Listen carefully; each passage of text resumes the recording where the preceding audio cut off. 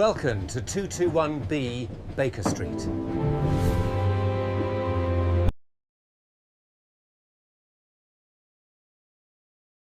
Chapter 1. The Paradox of the Midnight Express. It was in the latter days of October of 1894, during a period of particularly dismal weather, that my friend Mr. Sherlock Holmes found himself in a state of insufferable restlessness. A thick, impenetrable yellow fog had descended upon London, choking the city in its damp embrace and rendering the gas lamps little more than ghostly, glowing orbs in the gloom. For 3 days, neither of us had set foot outside the cosy confines of 221B Baker Street. While I contented myself with reading the medical journals by the roaring fire, Holmes paced the sitting room like a caged panther. The criminal classes of London had, it seemed, gone to ground in the foul weather, leaving the world's only consulting detective without a puzzle to occupy his razor-sharp mind. "It is a stagnant world, Watson," Holmes murmured, stopping by the window to peer into the murky abyss of the street below. "A dull, unremarkable world. My mind rebels at stagnation. Give me problems, give me work, give me the most abstruse cryptogram or the most intricate analysis, and I am in my proper atmosphere. But this exhausting routine of existence, it is unbearable." "You must admit, Holmes," I replied, setting aside my journal, "that the weather hardly invites villainy." Holmes turned sharply, his piercing, grey eyes lighting upon me with a sudden spark of amusement. "Villainy, Watson, is not deterred by a drop of rain. But speaking of detours, I see you decided against investing in those South African gold shares after all. A wise choice, though your hesitation cost you a shilling at the telegraph office." I stared at him in utter astonishment. "Holmes, this is too much. I have mentioned the gold shares to no one, nor have I spoken a word of my decision." A thin smile played upon his lips, and he settled his lean frame into his armchair, pressing his fingertips together. "It is child's play, my dear doctor. The index finger of your right hand bears a fresh, minuscule smudge of purple ink, the exact hue utilized by the public pens at the Wigmore Street Post Office. You went there this morning, as evidenced by the specific reddish clay on the instep of your left boot, which can only be found where the pavement is currently torn up at the corner of Wigmore and James. And why? A telegram. Because you had no letters in your hand when you returned.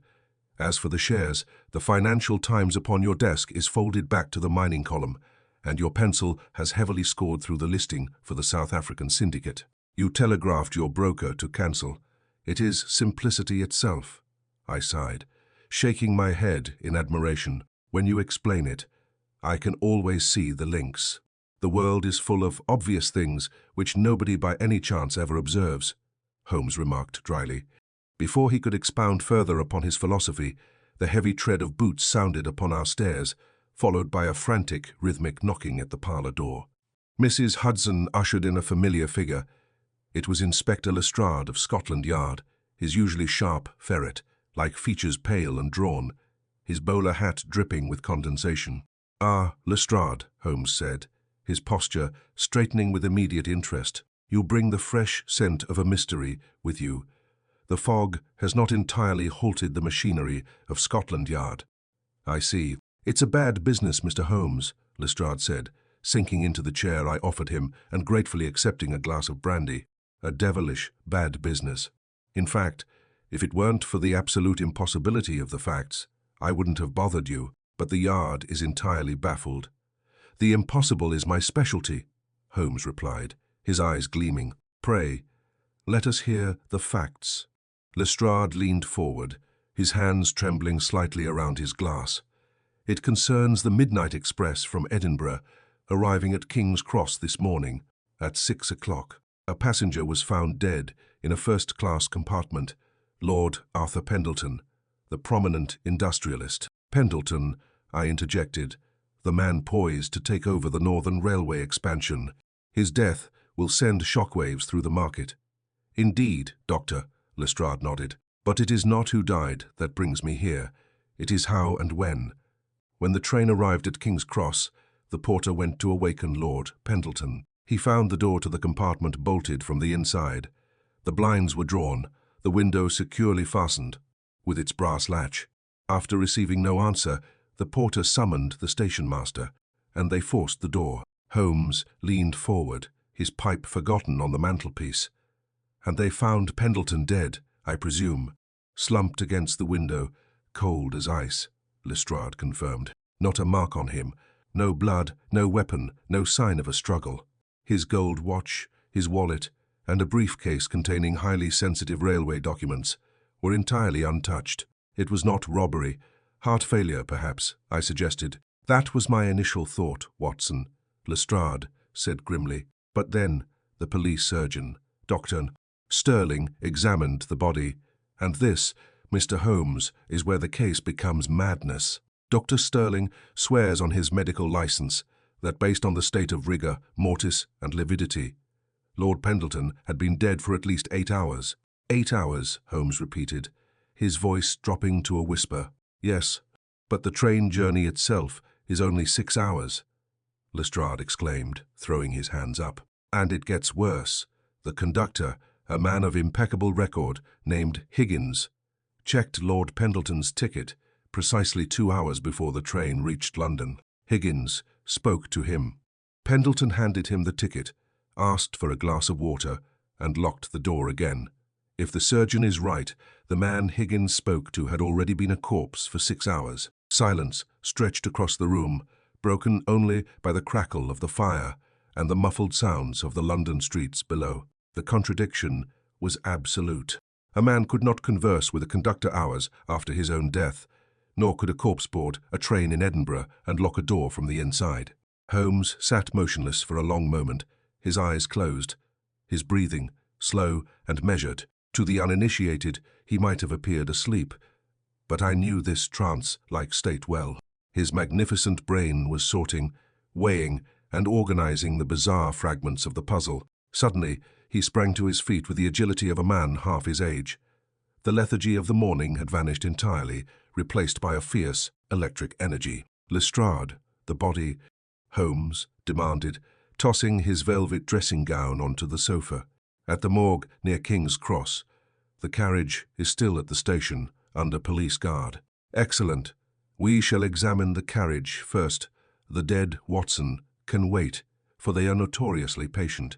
But the fading whispers of a crime scene must be captured at once.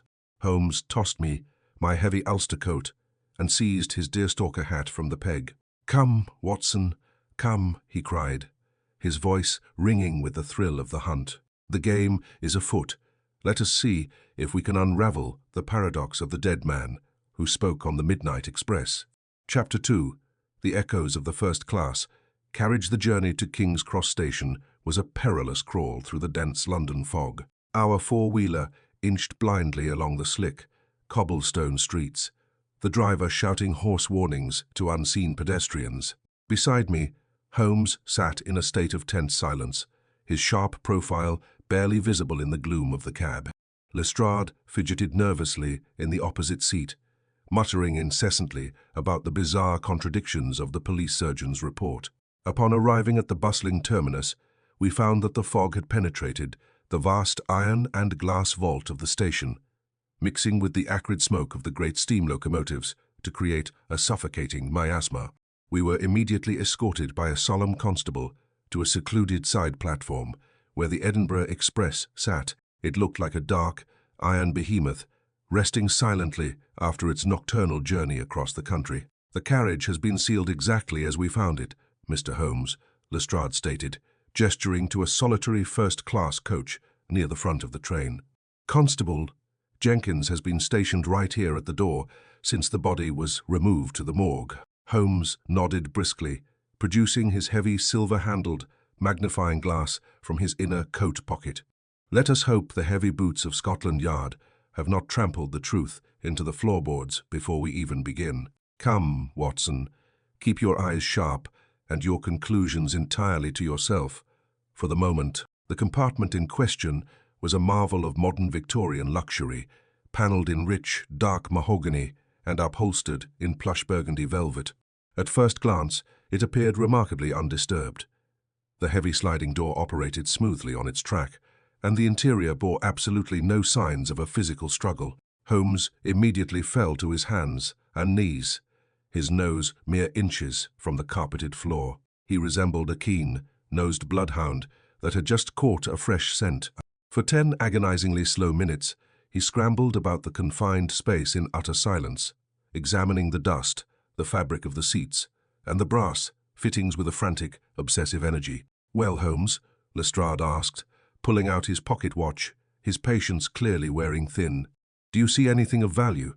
Aside from lint and dust, I mean, I see a great deal, Lestrade," Holmes replied without bothering to look up from the floor. "The lint, as you call it, is a detailed narrative, merely waiting to be read. Observe this faint indentation on the velvet cushion opposite the seat, where the deceased was found. What do you make of it, Watson?"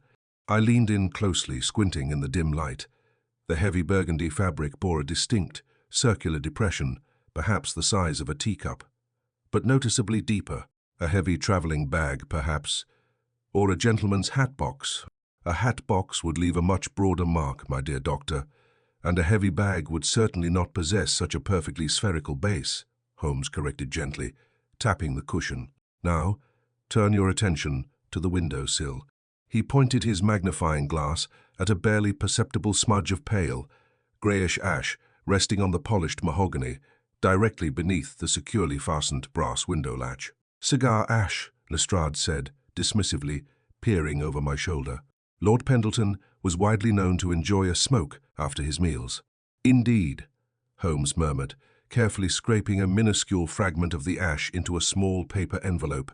"But Lord Pendleton's preferred brand, as any student of the society pages knows, is the trichinopoly, which produces a dark, flaky ash. This is exceptionally light, almost powdery. Furthermore, the compartment reeks faintly of lavender water, yet Lord Pendleton detested perfumes. His widow made that quite clear during the investigation of his stolen carriage last spring." I frowned, trying desperately to assemble these disparate facts. Then someone else was in this compartment. Someone who smoked a different cigar and wore lavender water. "Brilliant, Watson," Holmes cried, springing to his feet with sudden agility. "But how did this phantom exit a compartment bolted securely from the inside? The window is locked, and the brass latch is pristine.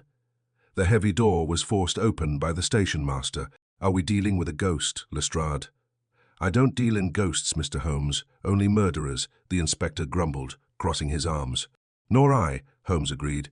He turned his attention to the small folding table where a half-empty glass of water sat. Presumably the water Higgins the conductor had provided. Holmes sniffed the water, noting its clarity, then dipped a finger into it and touched it to his tongue. A look of intense satisfaction flashed across his angular features. "Lestrade," Holmes said, his voice dropping to a conspiratorial murmur, "did you happen to examine the ticket Higgins punched 2 hours outside of London?" "It is locked in the evidence box," Lestrade replied. "A standard first-class fare from Edinburgh." "I must see it immediately," Holmes demanded. When the ticket was finally produced, Holmes examined it with his glass for a fleeting second.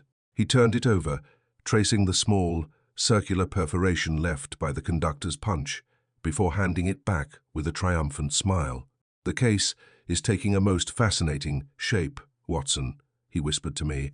"The Yard is looking for a murderer on a train. We, however, must look for a theatrical performance. Tell me, Lestrade, who is Lord Pendleton's primary business rival in this railway expansion?" "Sir Reginald Sterling," Lestrade answered, bewildered. "But what does he have to do with this?" "Everything, Inspector, or absolutely nothing," Holmes replied cryptically, pulling his coat tightly around his lean frame. "We are finished here. It is time we paid a visit to the morgue. I wish to see this dead man who orders water and presents tickets." Chapter 3. The Silent Witness of St. Pancras Mortuary, the St.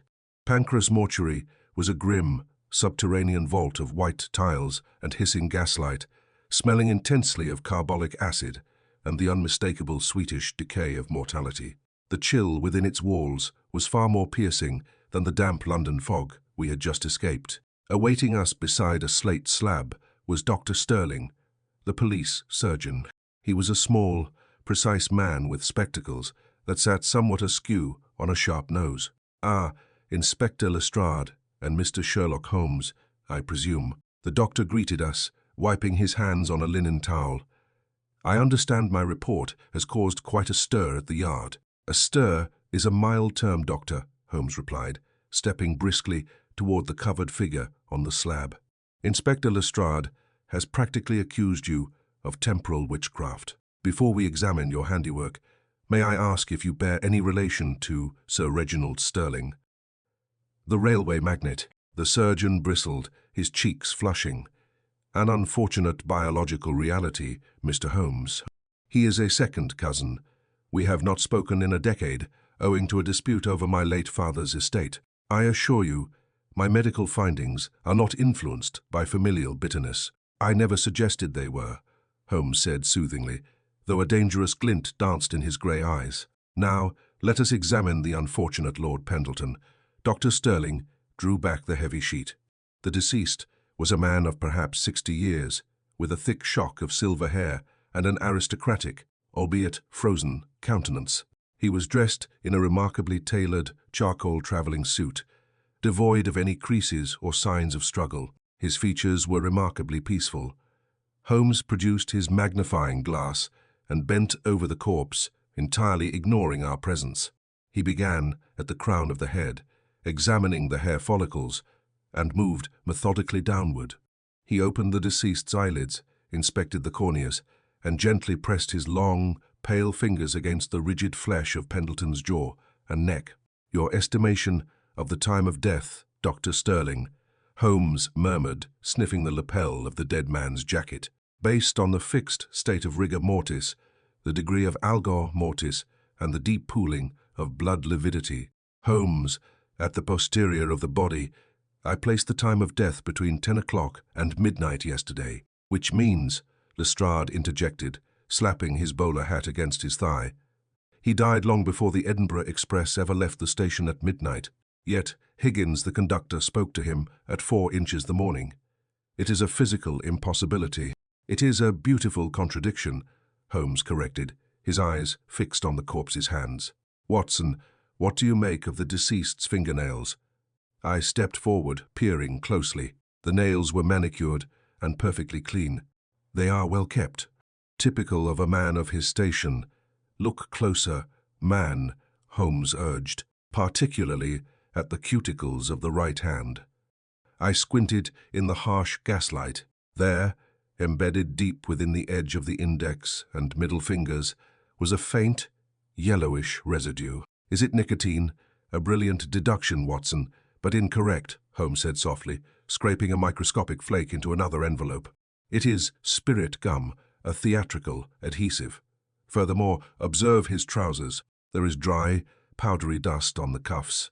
Yet it poured rain in Edinburgh all of yesterday afternoon. Had Lord Pendleton walked to his carriage alive, the mud would be smeared and caked. This dust is dry, urban soot. Are you suggesting he didn't walk to the train? Lestrade asked, a deep frown creasing his forehead. I am suggesting, Holmes replied, pulling the sheet back over the dead man's face, that the man who ordered water from the conductor was most certainly not Lord Pendleton. The scent of lavender water on the dead man's collar matches the carriage. A scent our phantom actor used to mask the smell of decay. Someone carried a corpse onto that train, posed him in the carriage, impersonated him for the conductor, and then vanished. But the locked door, Lestrade cried. The windows. Holmes ignored the outburst, turning sharply to the inspector. Lestrade, where is Sir Reginald Sterling at this current moment? Lestrade puffed out his chest, looking suddenly triumphant. That is precisely what I have been investigating. My men telegraphed Edinburgh. Sir Reginald was seen in the city yesterday afternoon, dining near the station. He possesses the motive, a desperate need to stop Pendleton's railway expansion and the opportunity. A compelling narrative, Holmes mused, his face a mask of inscrutable thought, but a narrative built on quicksand. Sir Reginald may be a ruthless businessman, but is he an acrobat and an illusionist? He has the money to hire one, Lestrade argued defensively. I shall apply for a warrant to question him immediately. Do so, Inspector, Holmes said, turning on his heel toward the heavy iron door of the mortuary. But do not arrest him just yet. We have a phantom to catch, and Sir Reginald is merely a shadow on the wall. Come, Watson. We must pay a visit to a theatrical costumier I know in Covent Garden. The game deepens, and our ghost has left a most fascinating trail of crumbs. Chapter 4. The Theatrical Phantom of Covent Garden. The fog had lifted marginally by the time our four-wheeler rattled over the uneven cobblestones of Covent Garden, though a persistent, freezing drizzle now coated the streets in a slick, oily sheen. We alighted before a narrow shop sandwiched between a bustling greengrocer and a deserted tavern. A faded, peeling signboard above the door read, J. Thurgood and Sons, Costumiers and Purveyors of Theatrical Illusions. The interior was a chaotic, dimly lit labyrinth of velvet cloaks, feathered headdresses, and grinning papier-mâché masks that seemed to mock us from the gloom. The air smelled of old mothballs, damp wool, and the distinct chemical sharpness of spirit gum. The proprietor, Mr. Josiah Thurgood, emerged from behind a rack of Elizabethan doublets. He was a spherical man with a shock of untidy red hair, a tape measure perpetually draped around his neck like a clergyman's stole, and the theatrical air of a man who belonged on a stage himself. Mr. Sherlock Holmes, Thurgood exclaimed, his watery blue eyes widening in recognition. I haven't had the pleasure since that delicate business with the Italian baritone's missing moustache. A trivial matter, Thurgood, though your expertise proved invaluable, Holmes replied smoothly, weaving his way toward the main counter. I am in need of your excellent memory today. I am tracking a gentleman who recently required the means to age himself significantly. Specifically, I am looking for the purchaser of a high-quality silver wig, a quantity of adhesive spirit gum, and perhaps some theatrical shading for the face. Thurgood tapped his chin, his thick brows furrowing in thought, as he reached for a heavy, leather-bound sales ledger. Silver wig, spirit gum. Ah, yes, of course. Not 3 days ago, Mr. Holmes, a gentleman came in seeking exactly those items, paid handsomely, too, a whole sovereign for our finest horsehair piece. He said he was performing in an amateur, private production of King Lear. Can you describe him? I asked, my pulse quickening at the immediate connection to the dead man in the railway carriage. A tall, heavily built man, very well-spoken, Thurgood recalled, flipping through the pages of his ledger, wore a fine charcoal Ulster coat. He had a bit of a limp, carried a silver-headed cane, and kept his collar turned up against the cold. A triumphant cough sounded from the doorway. We turned to see Inspector Lestrade standing there, shaking the rain from his bowler hat. He had evidently followed our cab from the mortuary, unwilling to be left out of the chase. A limp, you say, and a silver-headed cane. Lestrade practically beamed, rubbing his hands together. Well, Mr. Holmes, it seems your theatrical detour has only confirmed my straightforward police work. Sir Reginald Sterling walks with a pronounced limp from a carriage accident last year, and he is never seen in public without his heavy, silver, knobbed walking stick. The man bought the disguise to impersonate his rival. It certainly paints a damning picture, Inspector, Holmes murmured, though his eyes were fixed intently on the open sales ledger on the counter. The picture is complete, Lestrade countered, puffing out his chest with absolute certainty. Sterling buys the disguise. He and Pendleton travel from Edinburgh together.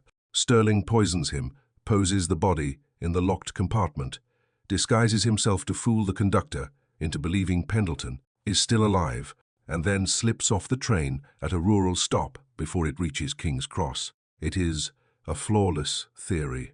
Almost too flawless, Lestrade, Holmes whispered, his long, pale fingers tracing a line in the ledger. May I see the receipt from this specific transaction? Thurgood. The costumier handed over a small, carbon-copied slip of paper. Holmes examined it with his magnifying glass for a long, agonizingly silent moment.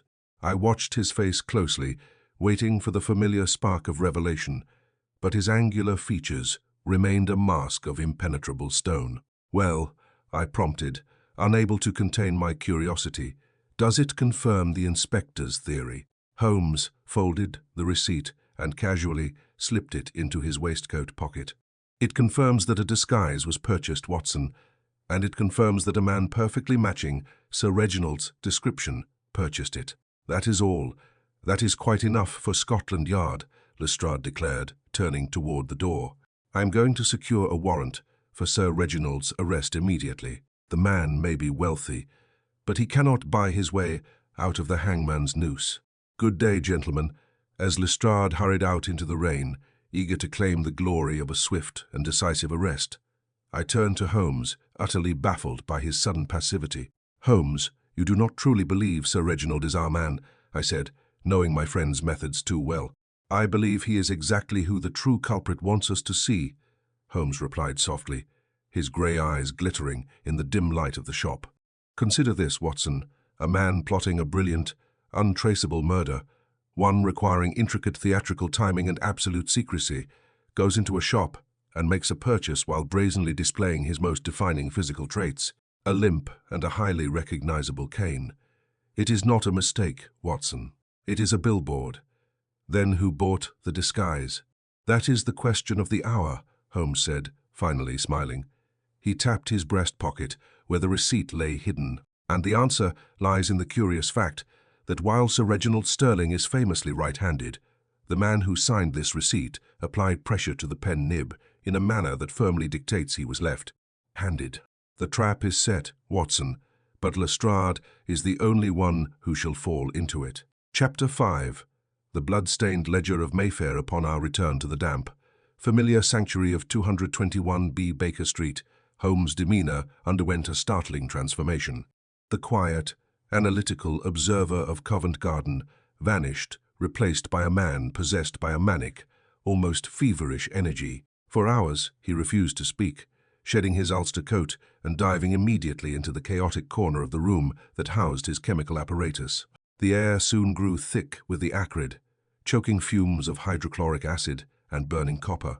He sat perched on a high stool, his lean frame hunched over a bubbling retort, his grey eyes reflecting the blue flame of the Bunsen burner. Holmes, I ventured, coughing slightly as a cloud of noxious yellow smoke drifted toward my armchair. If you intend to gas us both before Lestrade makes his wrongful arrest, you are going about it the right way. He ignored me completely, snatching up the small envelope containing the pale cigar ash from the train compartment. He sprinkled a fraction of it into a test tube of clear liquid. The solution hissed, immediately turning a violent, cloudy purple. Fascinating, Holmes muttered, his voice trembling with suppressed excitement. He seized his violin and began to pace the room, scraping the bow across the strings in a series of dissonant, agonizing chords that set my teeth on edge. It is a beautiful, intricate web, Watson. The spider who spun it is a creature of exquisite cunning. You speak of the real murderer. I speak of an artist of deception, he cried, pointing the violin bow at me like a rapier. Lestrade is chasing a phantom with a limp, a theatrical ghost designed solely to misdirect the heavy-handed justice of Scotland Yard. But the ash, Watson, the ash tells a different story entirely. Before he could elaborate on his chemical triumphs, heavy, frantic footsteps thundered upon the stairs. The door flew open, revealing Inspector Lestrade. He looked nothing like the triumphant officer who had marched out of the costumier's shop earlier that afternoon. His face was the colour of old parchment, and he gasped for breath, as if he had run all the way from Whitehall. "Mr. Holmes," Lestrade panted, leaning heavily against the doorframe. "It is a disaster, an absolute, inexplicable nightmare." Holmes set down his violin, a cold, calculating light returning to his eyes. "You went to arrest Sir Reginald Sterling, I presume." "I took 2 strong constables to his residence in Mayfair," Lestrade explained, dragging himself to the sofa and collapsing into it. "We were met by his housekeeper, who informed us that Sir Reginald had been locked in his private study since yesterday evening and was refusing to answer the door. We broke it down, Mr. Holmes." "And you found him dead," Holmes stated. It was not a question. Lestrade stared at him, aghast.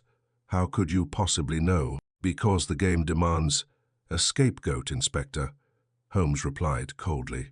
"A locked room, you say? Let me guess.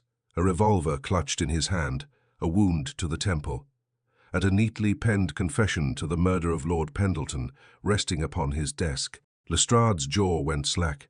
He reached into his coat and produced a folded piece of heavy cream-colored stationery, stained at the edges with a rusty brown. I can no longer live with the weight of my actions. Pendleton's ruin was my salvation, but his blood stains my hands. I end this before the law can claim its due. Ah, Sterling, it is exactly as you say, Lestrade whispered, looking at Holmes with a mixture of awe and terror. The door was locked from the inside. The windows were bolted shut. The ink on the suicide note matches the pen on his desk. It is a closed case, Mr. Holmes. Sterling murdered Pendleton on the train, escaped, and took his own life out of guilt. Guilt. Holmes barked a harsh, humorless laugh, snatching the note from Lestrade's trembling hands. Sterling was a ruthless capitalist, Lestrade. Men of his ilk do not suddenly develop a fatal conscience overnight. And tell me, did you happen to notice which hand held the revolver? His right hand, Lestrade replied defensively. He was famously right-handed. Exactly, Holmes roared, striking the table with his fist. Yet the man who purchased the disguise at Covent Garden, the disguise worn by our phantom on the train, signed the ledger with heavy pressure indicating a left-handed writer. And examine this confession, Lestrade. The handwriting mimics Sterling's, but the loop of the P in Pendleton betrays a hesitation, a conscious forgery. I stood up, the chilling reality of the situation finally dawning upon me. Good heavens, Holmes. I mean, my dear Watson, that Sir Reginald Sterling did not commit suicide, Holmes declared, his eyes flashing with a dangerous intensity. He was murdered in cold blood, executed by the very same phantom who poisoned Lord Pendleton. The murderer locked the study from the outside, using a mechanical trick, planted the note, and placed the gun in a dead man's hand. The stakes have risen, gentlemen. Our theatrical ghost is tying off loose ends, and if we do not move quickly, he will vanish into the London fog forever. Chapter 6.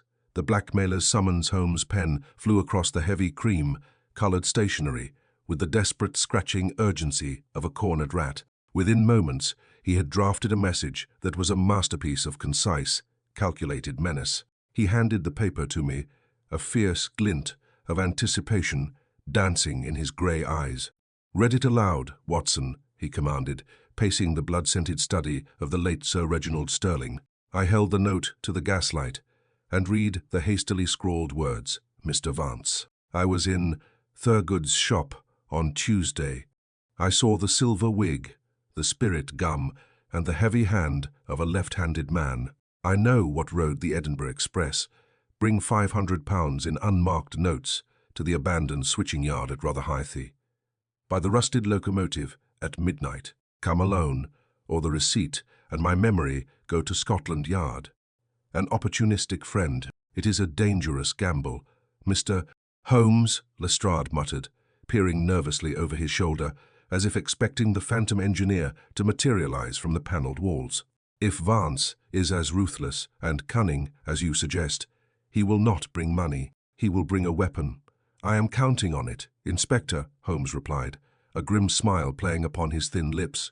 A man who orchestrates a theatrical locked room, murder, does not suffer loose ends. He will come to silence his blackmailer, and when he strikes, we shall have him cold. Now, dispatch a trusted runner to send this via telegraph immediately. We have exactly 4 hours to prepare a reception for our murderous draftsman. We returned to 221B Baker Street through a freezing, relentless drizzle that had washed the worst of the yellow fog from the London streets. Upon arrival, Holmes vanished into his bedchamber without a word. For nearly an hour, the only sounds emanating from his room were the rustling of heavy fabrics and the occasional clinking of glass vials. When the door finally opened, I instinctively reached for my service revolver. Standing before me was not my elegant, sharp-featured friend, but a hunched, unsavory vagabond. His face was smeared with soot and dirt, his hair a tangled, greasy mess beneath a battered cap. He wore a frayed, oversized coat that smelled faintly of stale, ale and river mud, and his jaw protruded in a thuggish, defiant underbite. "How do I look, Governor?" Holmes rasped, his voice a perfect gravelly imitation of a desperate East End opportunist. "It is uncanny, Holmes," I gasped, lowering my hand from my pocket. "Even knowing it is you, I am tempted to check my wallet." "Excellent," he said, instantly dropping the accent and returning to his crisp, authoritative tone. "Lestrade, you and Watson shall conceal yourselves within the rusted husk of the old locomotive at the Rotherhithe yard. You must remain entirely unseen until I give the signal. No matter what happens, do not reveal yourselves prematurely. The trap must snap shut precisely when Vance believes he has won." The journey to Rotherhithe was a descent into the forgotten industrial bowels of the city. The abandoned switching yard sat on the edge of the Thames, a desolate graveyard of twisted iron, rotting timber sleepers, and stagnant black puddles. The freezing wind whipped off the river, carrying with it the briny stench of low tide and decay. Following Holmes' whispered instructions, Lestrade and I wedged ourselves into the cramped, metallic belly of a derelict steam engine. The cold iron bit through my thick coat, but the adrenaline coursing through my veins kept me keenly alert. Through a crack in the rusted plating, we had a clear view of a small clearing illuminated only by the watery light of a half-moon. Holmes, in his vagabond persona, slouched against a stack of rotting railway ties in the center of the clearing, whistling a tuneless, grating melody that echoed eerily across the empty yard. The distant tolling of Big Ben drifted across the water, striking midnight. For 10 agonizing minutes, nothing happened. The wind howled, and the Thames slapped rhythmically against the stone embankments. I began to fear that Vance had seen through the ruse, that his intellect had finally outmatched my friend's. Then, from the impenetrable shadows of the river path, a sound emerged. Clack, drag, clack, drag. It was the heavy, rhythmic tread of a man, walking with a pronounced limp, aided by a stout walking stick. A tall, broad-shouldered figure stepped into the pale moonlight. He wore a heavy overcoat, the collar turned up high against the biting wind, and a dark bowler hat pulled low over his brow. In his left hand, he carried a small, leather satchel. "You're late, Governor," Holmes sneered, stepping away from the railway ties, his body hunched into an obsequious yet threatening posture. "I was beginning to think you didn't value your liberty." Elias Vance stopped 10 paces away. The pale light caught the silver knob of his cane, and I saw his right hand casually slip into the deep pocket of his overcoat. "I am a man of my word," Vance replied. His voice was smooth, cultured, and utterly devoid of fear. "You possess information. I possess the £500 you requested. Let us conclude our business quickly. The river air is exceedingly damp tonight." Chapter 7. The Left-Handed Architect. The pale moonlight illuminated the clearing, casting long, distorted shadows across the muddy ground of the Rotherhithe switching yard. The tension in the air was palpable, thicker than the Thames fog. Beside me in the rusted locomotive, Inspector Lestrade barely breathed, his service revolver gripped tightly in his trembling hand. Elias Vance stood impeccably still, a predator assessing his prey. With his left hand, he casually tossed the leather satchel into the mud at Holmes' feet. It landed with a dull, unpromising thud. "There is your money," Vance said, his tone devoid of any inflection. £500, exactly as requested. "Pick it up, my good man, and let us be done with this unsavory transaction." Holmes, still hunched in his vagabond persona, let out a grating, avaricious cackle. "You must think I'm a right fool, Governor. You throw the bait with your left, but your right hand is buried deep in that heavy overcoat. I bend over for the brass, and you put a bullet in my brain pan. I ain't touching that bag until both your hands are empty." A dark, cruel smile spread across Vance's aristocratic face. "You possess a surprising intuition for a gutter." "I possess eyes in my head," Holmes rasped. "Now show me the hands." Vance slowly withdrew his right hand from his pocket, raising it to shoulder height. It was empty, satisfied. "Not quite," Holmes murmured. It happened with a terrifying, explosive suddenness.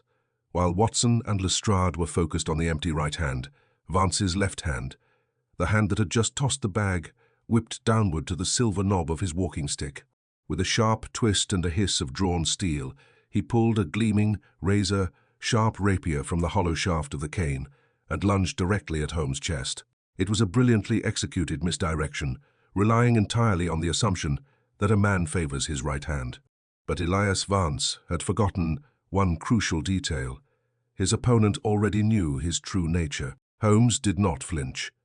With the lightning-fast reflexes of a seasoned pugilist, he pivoted on his heel, letting the deadly blade slice through the empty air mere inches from his ribcage. In the same fluid motion, Holmes brought his own heavy walking stick upward in a brutal, sweeping arc, striking Vance's left wrist with a sickening crack.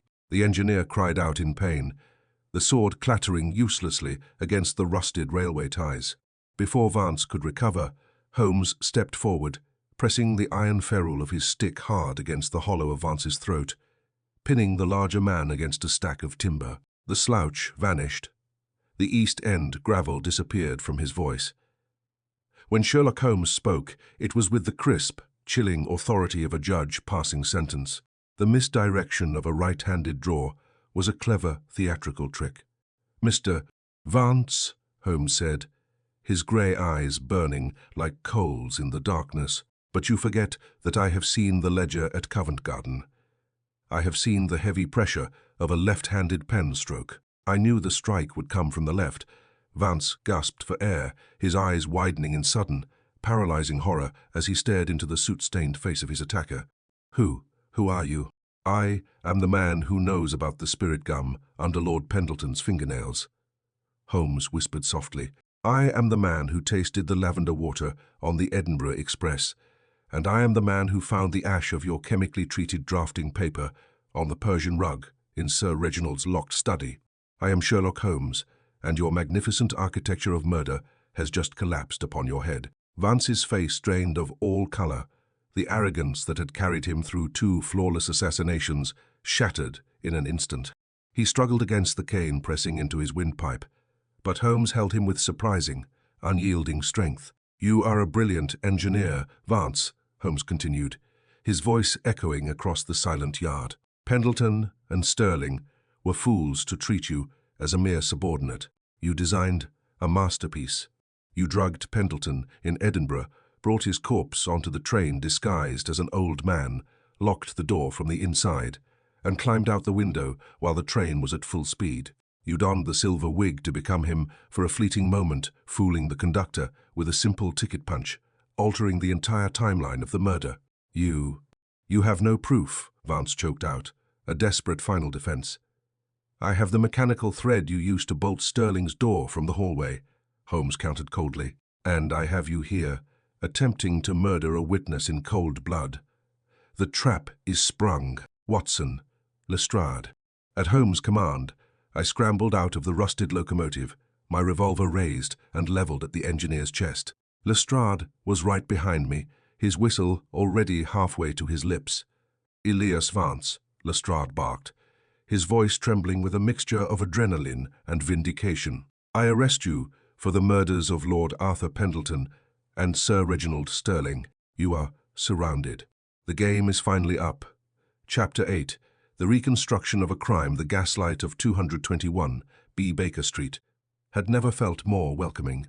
The raw, biting damp of the Rotherhithe railway yard was entirely banished by a roaring coal fire that crackled cheerfully in the grate. Outside, the eternal London fog still pressed against the panes, but within our sanctuary, the chaos of the past few days had finally settled into a profound, tranquil order. Inspector Lestrade sat in the comfortable armchair opposite my own, nursing a glass of hot brandy, with a look of dazed, perpetual awe. Only hours earlier, Elias Vance had been safely locked away in the high-security cells of Scotland Yard, his grand architectural empire crumbling into dust around him. Holmes, having discarded his filthy vagabond disguise and resumed his immaculate velvet dressing gown, paced slowly before the hearth. He held his long clay pipe unlit, using the stem as a pointer to punctuate his thoughts. "It is a common error, my dear Lestrade, to confound strangeness with mystery," Holmes began, his voice resonant and smooth in the quiet room. "The more bizarre and improbable a crime appears, the more easily it is unraveled, provided one strips away the theatrical ornaments and examines the cold mechanics underneath." Lestrade shook his head, staring into the amber depths of his glass.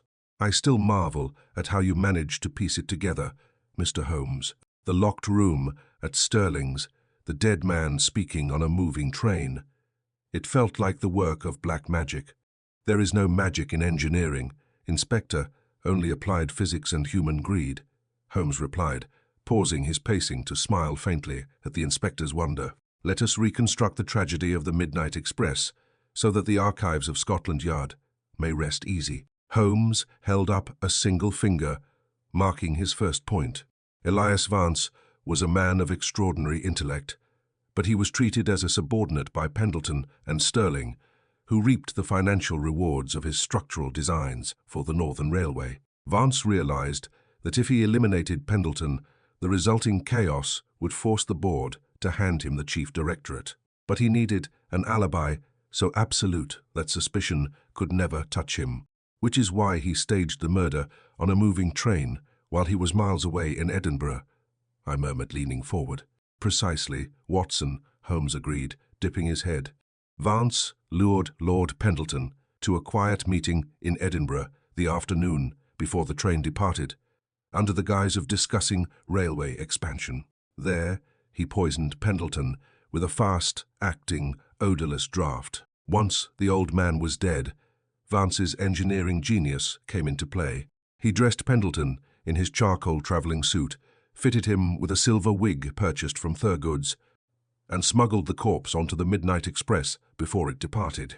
And the locked compartment?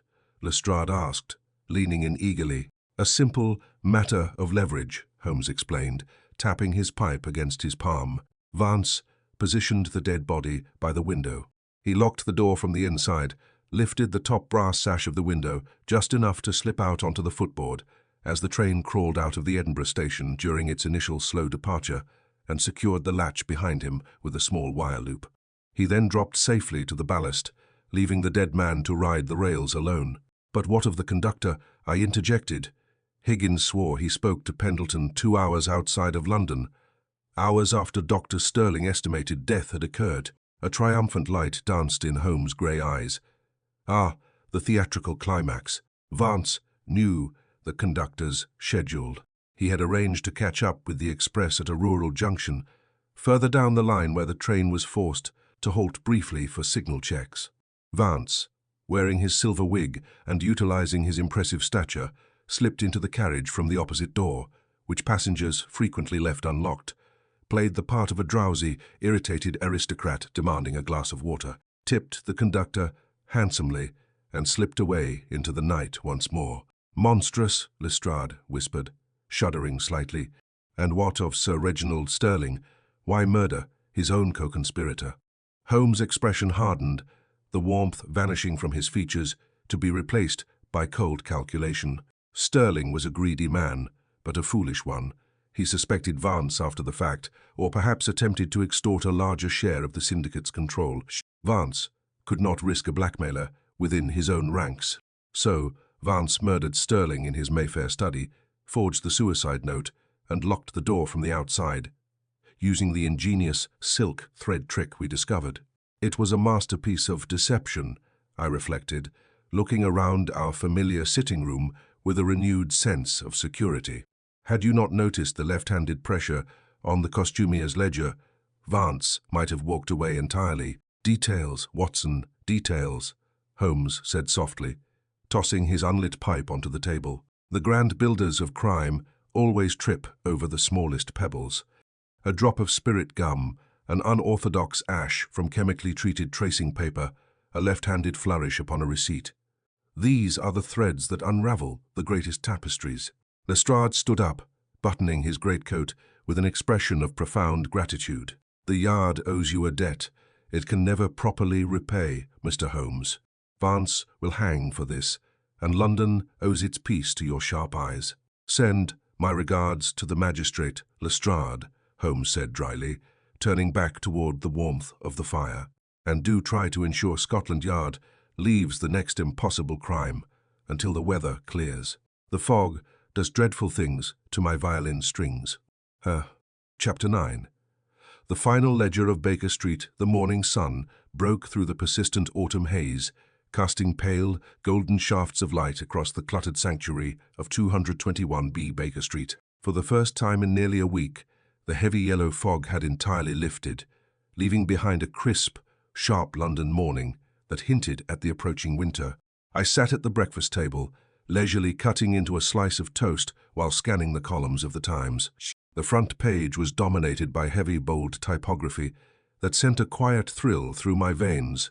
The Rotherhithe tragedy, arrest of I.S. Vance. Confession uncovers intricate railway conspiracy. "Well, Holmes," I remarked, lowering the paper and looking across the table at my friend, who was quietly pouring a fresh cup of dark, strong coffee. "It seems Scotland Yard has generously shared the credit for the arrest with you, though they managed to phrase it in a manner that makes Inspector Lestrade sound like the mastermind of the operation." Holmes offered a dry, thin smile, taking a measured sip from his cup. "Let them have their moment of glory. Watson, the public requires heroes with official badges and shining buttons. A consulting detective operating out of a messy sitting room makes for an unsettling breakfast table topic. Let Lestrade bask in the parliamentary praise. The true reward lies in the intellectual symmetry of the puzzle itself." "Symmetry, you call it?" I laughed, shaking my head. "It was a labyrinth of murder, forgery, and theatrical deception." "Which makes its resolution all the more satisfying," Holmes countered, leaning back in his chair with an air of absolute contentment. "A well-constructed crime is like a complex mathematical equation. Every variable must account for every reaction." Vance possessed a magnificent mind-cold, calculating and ruthlessly efficient. Had he applied his genius to structural engineering alone, he might have bridged continents. Instead, he attempted to bridge the unbridgeable gap between life and death with a silver wig and a theatrical cue. And like all amateurs of the dramatic arts, he forgot his final curtain call. "And what of the Northern Railway Syndicate now that both Pendleton and Sterling are gone?" I asked, pouring myself another cup of tea. "Reorganized entirely," Holmes replied, gazing idly out the window at the bustling street below. "Management has fallen to younger, far less imaginative men who are entirely incapable of plotting an intricate assassination. The trains will run on time, the stocks will fluctuate predictably, and London will return to its comforting, mundane rhythm of lawful commerce." A gentle tap at the sitting-room door interrupted our quiet morning. Mrs. Hudson entered, carrying a silver tray laden with a fresh batch of post and a small calling card. "A gentleman is downstairs, Mr. Holmes," our landlady announced, smoothing her apron.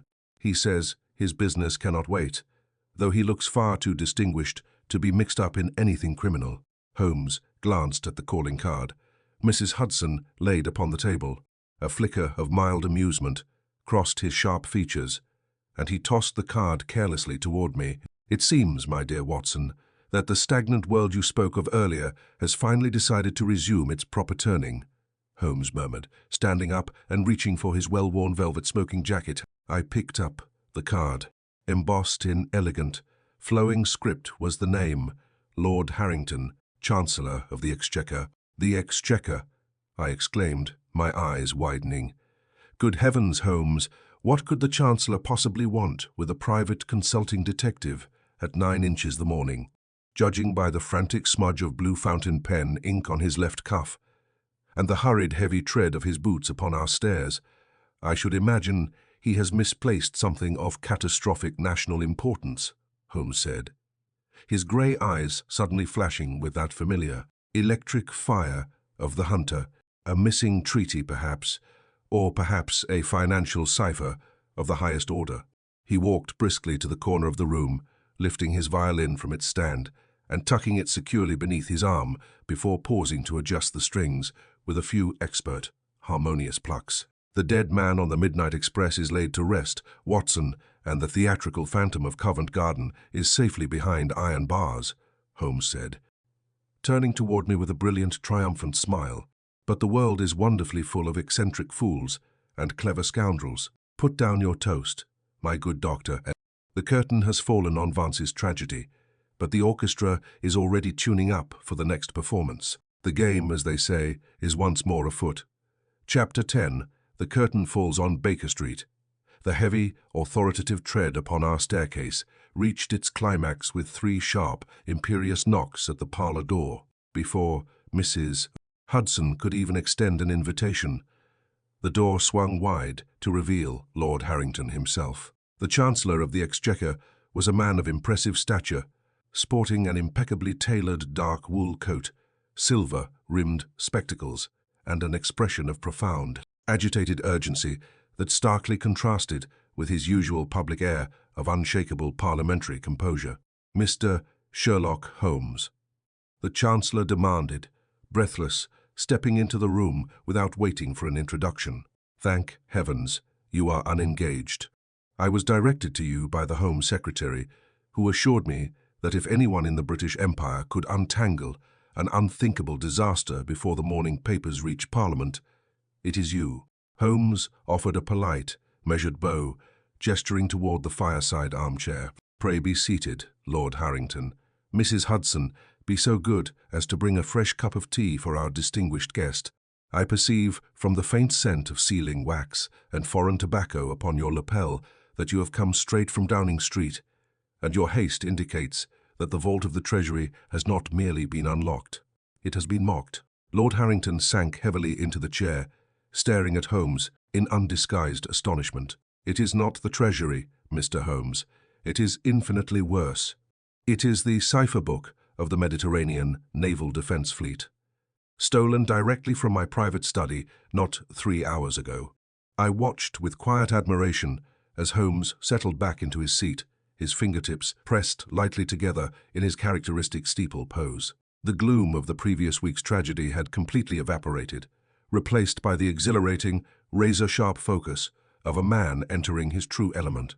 The dead man on the midnight express, the theatrical illusions of Covent Garden, and the cold engineering of Elias Vance were already receding into the rich tapestry of our shared archive, superseded by a fresh, unblemished puzzle. "Ah, naval ciphers," Holmes murmured, a faint, contented smile playing upon his lips. "A delightfully intricate problem to brighten a Tuesday morning. Pray, Chancellor, begin at the very beginning, and omit no detail, however trivial it may seem to your untrained eye." As Lord Harrington began his frantic narrative, weaving a tale of locked drawers, midnight visitors, and political intrigue, I settled back into my own armchair, a quiet sense of profound peace washing over me. The fog had cleared from London, the streets were returning to their ordinary rhythms, and the world was spinning safely on its axis once more.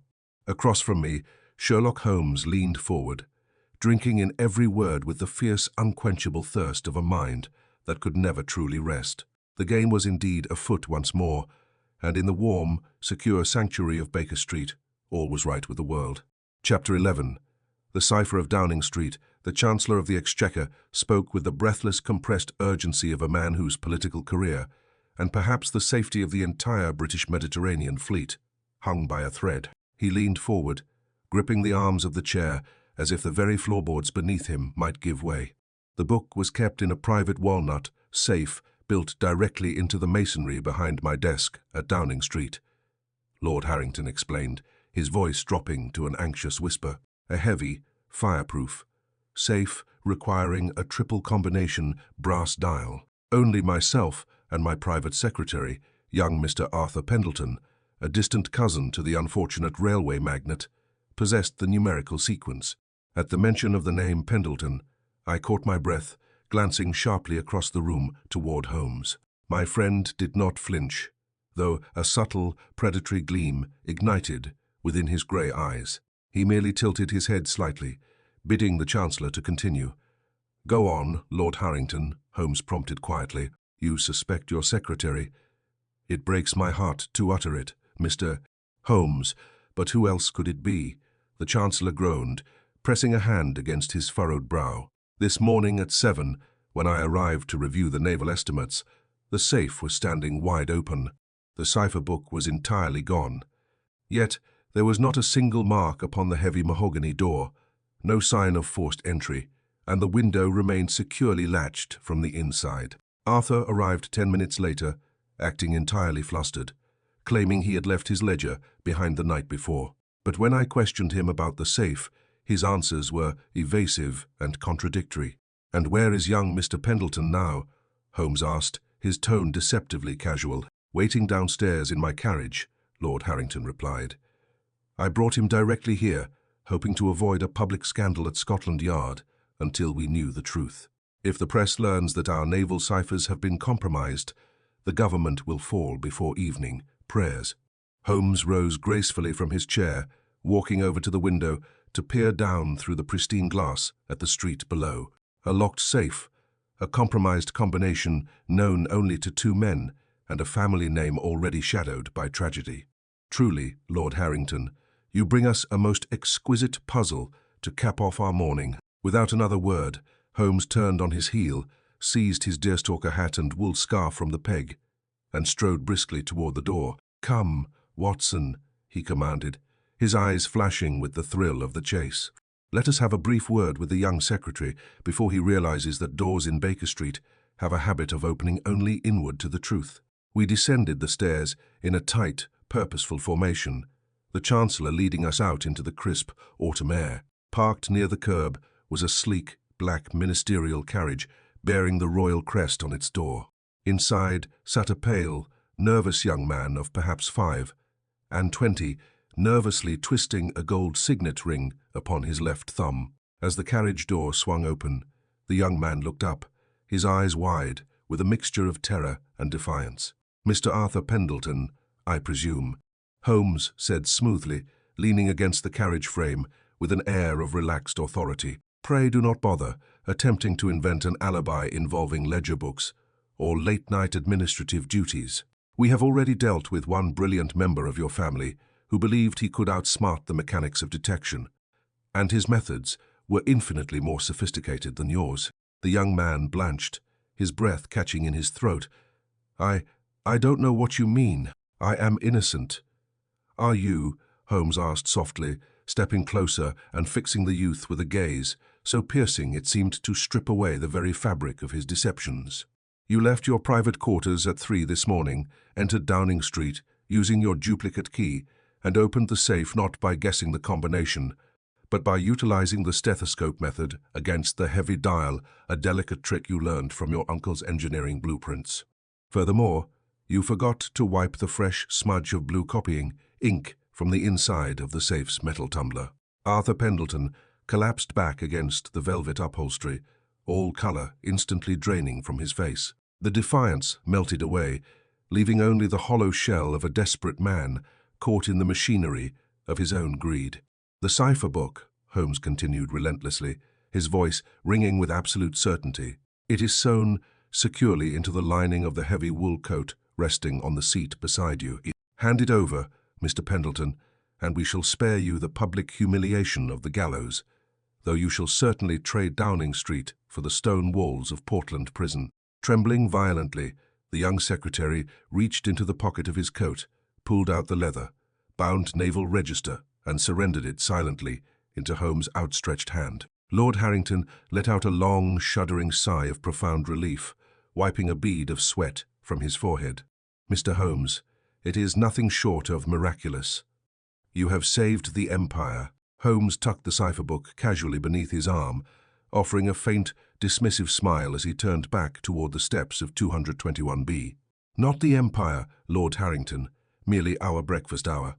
Come, Watson, the Morning Post has arrived, and I see a rather interesting letter from a client in Bohemia waiting upon our mantelpiece." Chapter 12. The unbroken thread of Baker Street, the afternoon sun cast long, amber shadows across the cluttered sanctuary of 221B Baker Street, wrapping our cozy sitting room in a tranquil, golden warmth. The crisis at Downing Street had been quietly and efficiently neutralized. Lord Harrington's recovered cipher book was already safely back in ministerial hands, and young Arthur Pendleton was securely remanded to the custody of Scotland Yard, spared the gallows, but condemned to a long, reflective tenure behind stone walls. The frantic energy of the morning had faded, leaving behind the comforting, familiar silence of our Baker Street home. I sat in my favorite armchair by the hearth, lazily turning the pages of a medical pamphlet, while the rich, aromatic scent of Turkish tobacco drifted lazily from the corner where Holmes sat hunched over his chemical retorts. For nearly an hour, neither of us had spoken. My thoughts drifted back across the tumultuous events of the past week: the phantom corpse on the Midnight Express, the theatrical disguise in Covent Garden, the blood-stained study in Mayfair, and finally the nervous, greedy secretary. It was a dizzying tapestry of human vice and brilliant calculation, all neatly untangled by the man sitting across from me. "Holmes," I finally broke the silence, lowering my pamphlet and looking over at my friend. "If one were to reflect upon these past few days, the complexity of Vance's engineering, the audacity of the locked rooms, and now the betrayal within the government, it is astonishing how often human ambition rests upon such fragile, flawed foundations." Holmes paused, holding a glass test tube up to the golden afternoon light. A thin, satisfied smile touched the corners of his mouth. He set the tube down with meticulous care and turned to face me, steepling his long, pale fingers. "Ambition, my dear Watson, is a magnificent engine, but it requires a very steady hand at the regulator," Holmes replied, his voice smooth and contemplative. Vance possessed an intellect of the highest order, yet he allowed his resentment to construct an elaborate machine of murder that ultimately crushed him. He mistook complexity for brilliance, forgetting that the simplest truth is always the hardest thing to conceal. "And young Pendleton?" I asked. "A pathetic imitator," Holmes dismissed with a light flick of his wrist. "He sought to ride the coattails of a tragedy he did not fully understand, utilizing techniques he was never disciplined enough to master. Mediocrity wrapped in ambition is a dangerous combination, Watson, but it is rarely a match for methodical observation." He stood up, stretching his lean frame with feline grace, and walked over to the violin case resting quietly by the mantelpiece. He lifted the instrument lovingly, tucking it beneath his chin, and began to draw the bow across the strings. It was not the discordant, agonizing chords of his moments of restless agitation, nor the frantic melodies of a desperate chase. Instead, it was a piece of sweet, melancholic Mendelssohn, a gentle, flowing cadence that filled the room with profound peace. I leaned my head back against the upholstery of my chair, closing my eyes as the music washed over me. Outside our windows, the gentle hum of London traffic continued its steady, reliable rhythm, carriages rattling over cobblestones, vendors calling out their wares, and the ordinary pulse of a great city returning to its daily routine. The dead man on the Midnight Express had found his final rest. The shadows of the railway conspiracy had dissolved into the light of justice, and the world was spinning safely on its axis once more. Holmes played on, lost in the intricate beauty of the notes, perfectly content in his cluttered room, waiting for the next curious thread to cross his path. For in the heart of Victorian London, while the fog might gather and villains might plot, the game of life and logic would forever endure at 221B Baker Street.